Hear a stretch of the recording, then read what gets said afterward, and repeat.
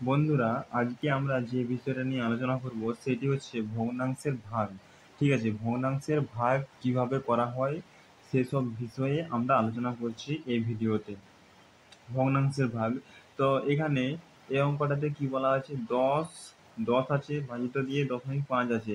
এটাকে ভগ্নাংশে নিয়ে আসতে হবে এবং ভগ্নাংশের ভাগ কিভাবে করে সেটা আমরা এই ভিডিওতে বিস্তারিতভাবে আলোচনা করছি। এখানে সমান চিহ্ন দিচ্ছি, এখানে 10টা যেরকম আছে সেরকম লিখছি, ভাজিত, এখানে দেখো দশমিক আছে, ঠিক আছে, 5 উপরে থাকবে, আর দশমিকের জন্য 1 লিখবো, আর দশমিকের পরে একটা সংখ্যা তার জন্য 0 লিখবো, 10। ঠিক আছে, আর এখানে 10 শুধু আছে, এর নিচে কিছু নাই, মানে 1 আছে ধরতে হবে তোমাকে। ঠিক আছে, নিজের সমান চিহ্ন দিবে। এটা বুঝতে পারলে তো? 10 যেরকম ছিল সেরকম লিখলাম, দিয়ে ভাজিত ভাজিত চিহ্নটা দিলাম, দিয়ে দশমিক যেহেতু 5 আছে তাই 5টা উপরে লিখলাম, আর দশমিকের জন্য 1 লিখেছি, আর দশমিকের পরে একটা সংখ্যা আছে তার জন্য একটা শূন্য লিখেছি। আর এইখানে 10-এর নিচে কিছু নাই, মানে 1 আছে। ঠিক আছে, তো এবারে 10/1 যেরকম আছে সেরকমই করছি আমরা। 10/1 এই ভাগ করার সময়, দশমিকের ভাগ করার সময় এই ভাগটা পরিবর্তন হয়ে গুণ হয়ে যাবে, এবং গুণের পরে যে সংখ্যাটা থাকবে, ঠিক আছে, এই পাশে যে সংখ্যাটা থাকবে সে সংখ্যাটা, নিজের সংখ্যাটা উপরে চলে যাবে, আর উপরের সংখ্যাটা নিচে চলে আসবে। মানে 10 উপর নিচে আছে, তো এটা 10টা উপরে চলে যাবে, আর 5টা উপরে আছে, 5টা নিচে চলে যাবে। এটা ভাগের ক্ষেত্রে হয়, কিন্তু গুণের ক্ষেত্রে সেম থাকে। ভাগ যখনই আমরা করবো তখনই এরকম হয়। ঠিক আছে, 10/1 যেরকম আছে সেরকমই থাকবে। ভাগটার পরিবর্তে যখনই গুণ চিহ্ন, ভাগ যখন থাকবে আর কি, দশমিক ভগ্নাংশে ভাগ করার সময় ভাগ যদি থাকে, সেটা গুণে পরিবর্তন করার পর তারপরে যে সংখ্যাটা থাকবে তার নিচে যে সংখ্যাটা থাকবে সেটা উপরে চলে যাবে, আর উপরের সংখ্যাটা নিচে চলে আসবে।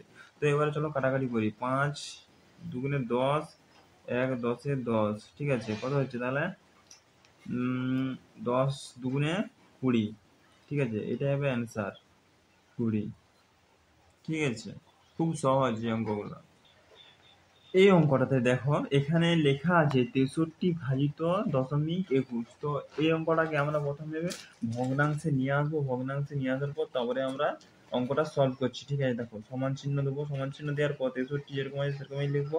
ঠিক আছে, ভাজিত এই 21টা উপরে থাকবে, যেরকম আগের এই অঙ্কটাতে বললাম সেরকমই হবে, 21টা উপরে থাকবে।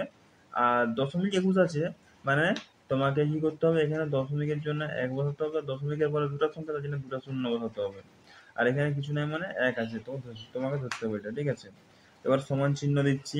এবার 63/1, 63/1 যেরকম আছে সেরকমই করলাম।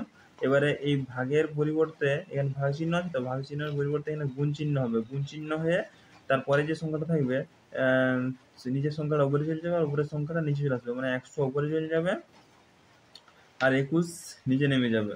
ঠিক আছে, এবার যদি এটা কাটাকাটি করি, 21 3-এ 63। ঠিক আছে, 1 1-এ 100ই হবে। ঠিক আছে, 1 1 100, 1 100 100ই হয়। ঠিক আছে, 100ই 100, এখানে সমান চিহ্ন দিয়ে 100 3-এ কত 300 হয়। হ্যাঁ, 300 হবে উত্তর। আর নিচে 1-এর কোনো ভ্যালু নাই। ঠিক আছে, তুমি যদি 1 দিয়ে 300কে ভাগ করো সে 300ই হবে, তার জন্য উত্তরটা হবে 300 এখানে। এই অঙ্কটাতে দেখো কি বলা আছে, 0.13 ভাজিত 0.5। এটাকে ভগ্নাংশে নিয়ে এসে আমাকে অঙ্কটা সলভ করতে হবে। সমান চিহ্ন দিচ্ছি, 13 উপরে থাকবে। ঠিক আছে, 0.13 আছে, বাই দশমিকের জন্য একটা শূন্য, একটা 1 লিখবো। ঠিক আছে, আর দশমিকের পর দুটো সংখ্যা আছে তার জন্য দুটো শূন্য। ভাজিতে যেরকম আছে সেরকম করছি এখন আমি।